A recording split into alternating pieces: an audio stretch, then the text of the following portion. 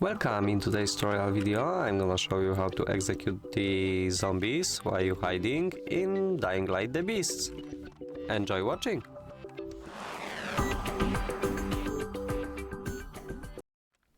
So to execute the enemies while you hiding you have at first hide, so let me hide at first. I think they lost me and they won't follow. I can check it. So if I go to crouch, let me find another zombie such as this one. Oh, he see me too.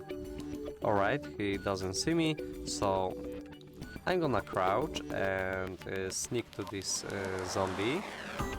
I can see that he's not looking at me.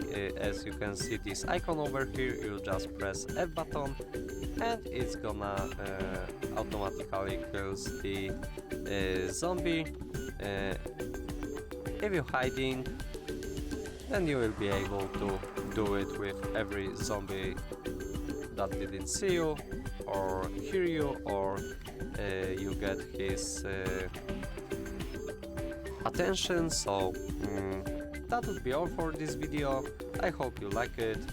Use this execution way to kill enemies in a quiet mode. I think you should leave a like, comment and subscribe to our YouTube channel. Thanks for watching. Goodbye.